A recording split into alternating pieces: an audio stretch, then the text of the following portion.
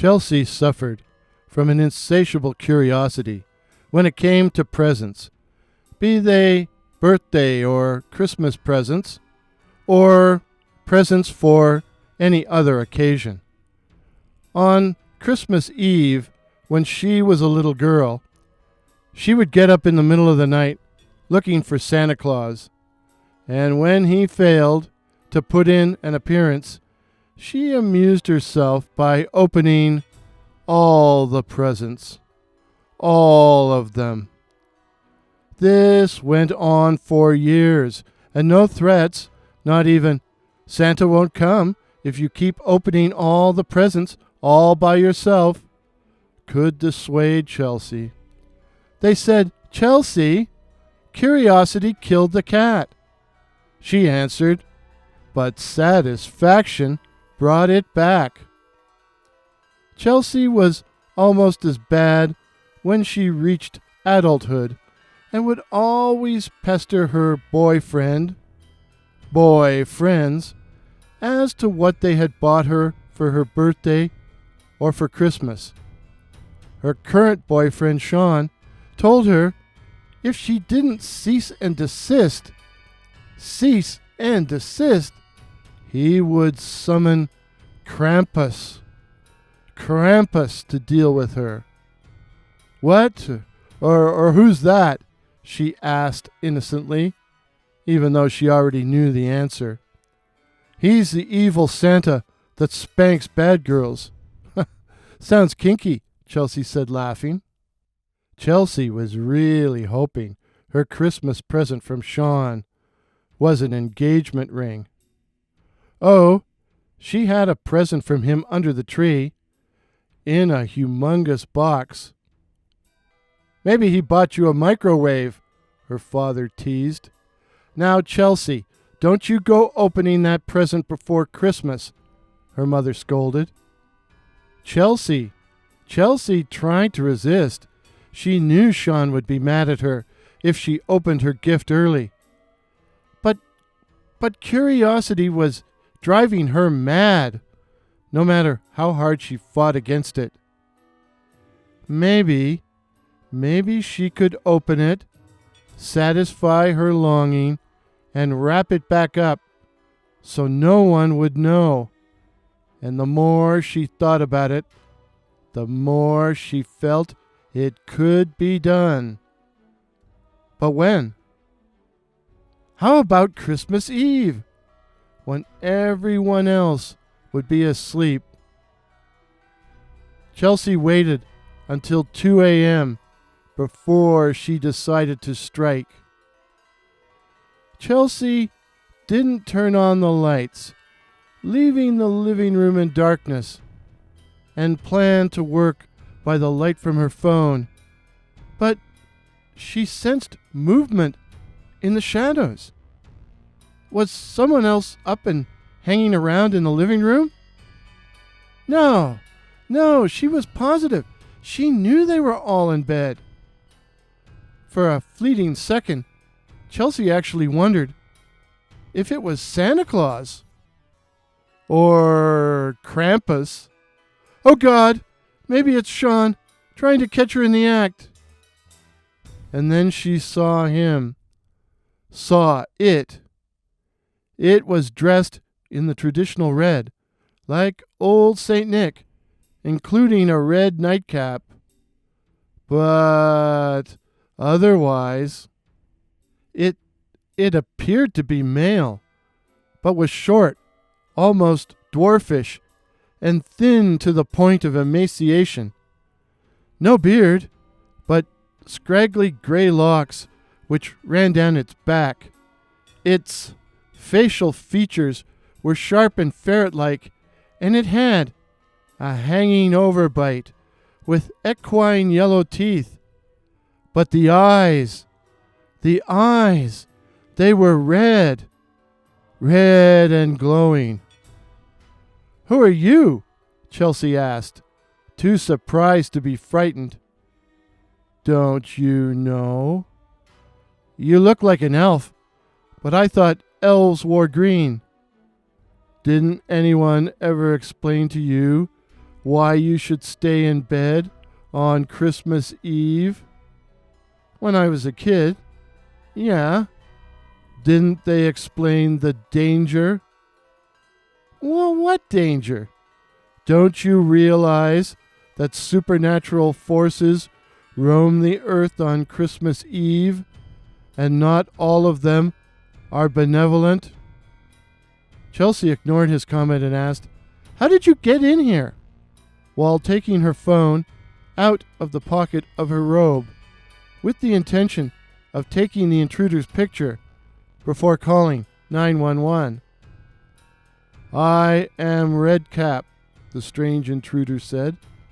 "And," Chelsea said, still fumbling with her phone, "my cap is red as I dye it. Dye it. Dye with fresh blood." I'm calling 911, Chelsea sputtered, as she became fully conscious of the strangeness and the danger of the situation. "Why are you here, Chelsea?" How did you know my name?" "You need to know what Sean bought you for Christmas, eh?" the Redcap said with a sinister laugh. "Don't you know? Curiosity killed." Chelsea didn't let him finish, but automatically interrupted with, "And satisfaction brought it back," just as the Redcap swung a long, sharp knife and sliced her head clean off. Chelsea's decapitated head rolled under the Christmas tree, where it bumped up against her present from Sean. They say a person who has been decapitated remains conscious for up to a minute. If so, Chelsea's last thought was, "I wonder what Sean got me."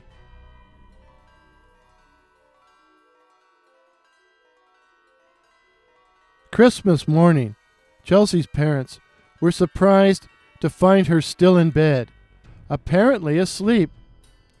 They waited until 9:30 before Chelsea's mother went to wake her up. I'm really sick," Chelsea croaked. "I have the worst sore throat." And Chelsea stayed in bed sick until Sean arrived.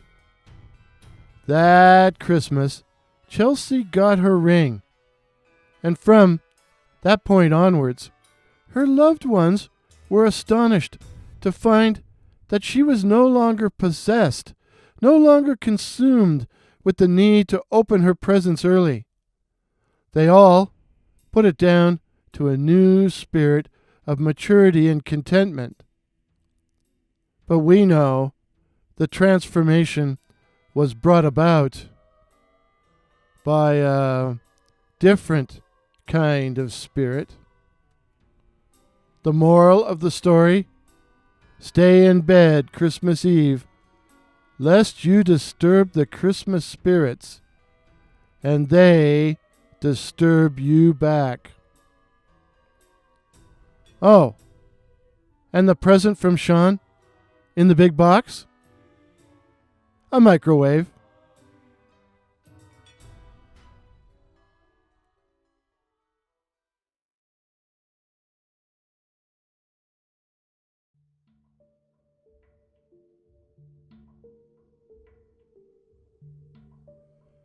I got this account from a regular listener to my channel who comes from a rural town not far from where I live. The listener writes, "In our town there lived a miserable old bastard, one Gabriel or Gabe Grubb. He was an ill-conditioned, cross-grained, surly fellow who supported himself by doing odd jobs, and one of them was looking after the local cemetery. A little before twilight one Christmas Eve, Gabe, having no place else to go, went to the graveyard to finish a grave he had to dig. As he went his way up the main street, he saw the cheerful lights, heard the laughter, and smelt numerous savory odors. But all he had was a crock of moonshine. Yeah, that's still a thing around here. Entering the cemetery, he got into the unfinished grave and went to work. It had been a mild winter, but the earth was still hardened with the frost, and it was no very easy matter to break it up and shovel it out, Gabe stopping now and then to swig from his bottle. After a while, he began to sing. Oh, jingle bells, our outhouse smells 15 miles away. Oh, what fun to fornicate in the back of a Chevrolet. Hey, riding through the snow with an ice cold case of beau. We'd like better beer. We ain't got the dough. Ho, ho, ho. Eventually, Gabe got to his favorite song. Grave lodgings for one, grave lodgings for one. A few feet of cold earth when life is done. A stone at the head, a stone at the feet. A rich juicy meal for the wormies to eat. Rank grass overhead and damp clay around. Grave lodgings for one, these in holy ground. Gabe laughed as he sat himself down on a flat tombstone, which was a favorite resting place of his, and swigging from his crock, said, "A coffin at Christmas! Ha! A Christmas box!" And as he sat there, he noticed a very bright light in the sky above him. "That frigging plane is awfully low," said Gabe Grubb, raising the bottle to his lips again. But it wasn't a plane. As the light became bigger and brighter and closer to Earth and to him, Gabe started up and stood rooted to the spot with astonishment and terror, for his eyes rested on an object that made his blood run cold. It was a UFO, a flying saucer of the classic mold, silver, disc-shaped, and surrounded with what appeared to be rows of lighted windows. It was flashing lights, red and green, as if trying to appear as an ordinary aircraft. But this was no plane. Suddenly, the gravedigger found himself pinned by a beam of intense, silvery blue light. Gabe Grubb found himself paralyzed and could not move, not even to reach for his bottle. The light was so bright, Gabe found it hard to see, but 3 creatures emerged from the surrounding darkness. Classic gray aliens, 4 feet high, with emaciated insect bodies and huge black eyes. They did not speak, but questioned Gabe by telepathy. "What do you do here?" said the aliens in unison. I came to dig a grave, gentlemen," Gabe stammered. "I don't know why everyone has to stop working just 'cause it's Christmas." "What is Christmas?" they inquired. "It's a time when a lot of damn fools spend money they don't have on stuff they don't need," Gabe said. For while there was a light in the sky, there was no light in the east in Gabe's world. The aliens changed tact. "What have you got in that container?" "Are you from the liquor board?" The aliens filled Gabe's mind with a galactic map which indicated a distant star system. But instead of enlightening him, it made him so dizzy, he grabbed his crock and took a hard slug. The aliens turned their attention away from the man and concentrated on the bottle. And as Gabe watched in amazement, several inches of shine seemed to evaporate, as if sucked by an invisible straw. And then the 3 grays turned a bright orange red, like they were walking carrots, and they passed out onto the cold, hard ground, and Gabe found himself transported into the hovering spacecraft. Gabe found himself alone in a small viewing room facing a big screen TV, and for the next hour he was subjected to an atrocity exhibition. Images of nuclear explosions and natural disasters, concentration camps, riots, images of war and displaced, starving people. There was no remote, so he couldn't change channels. He just had to sit there and take it. He saw the earth reduced to a barren, lifeless plain, and in horror he thought, "Holy shit! The whole world's turned into fucking Saskatchewan." Gabe was a misanthrope and didn't think much of humanity. But the searing images of death and suffering, especially the suffering of children, eventually managed to penetrate his armor of resentment and self-pity, and he found himself muttering, "The poor bastards. The poor, poor, poor bastards," until he slunk into sleep. Dawn had broken when Gabe Grubb woke up and found himself lying at full length on the flat gravestone in the churchyard, with the bottle lying empty by his side and his clothes well whitened by the last night's frost. As he looked around, he could see no evidence the gray aliens or the UFO had been there, had even existed. Slowly, Gabe Grubb got to his feet as well as he could and turned his face towards town. But Gabe had changed. He was an altered man and sincerely wanted to try. To attempt to try.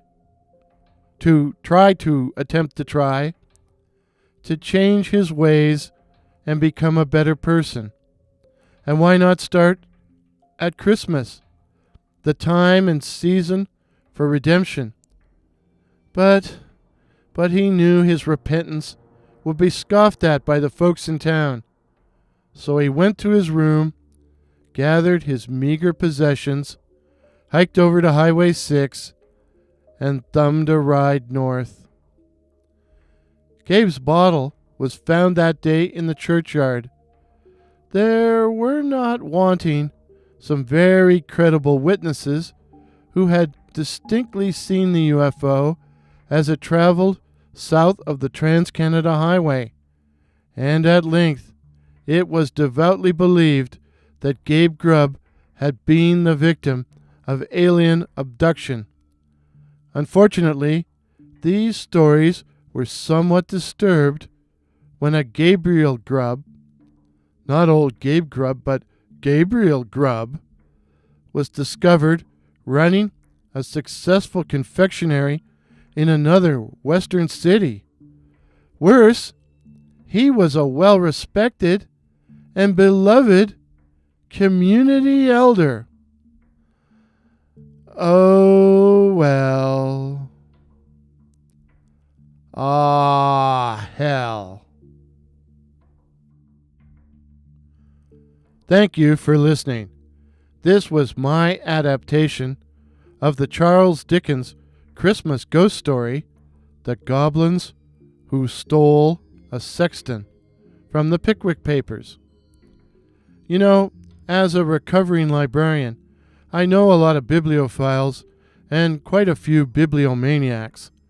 And I was driving with one of the maniacs one day when somebody cut us off. When we caught up to the offending party at the lights, my maniac buddy rolled down his window and started yelling, "You David Copperfield! You Oliver Twist! You Tale of Two Cities, you!" I said to him, "What on earth are you doing?" And he said, "I'm giving that guy the Dickens."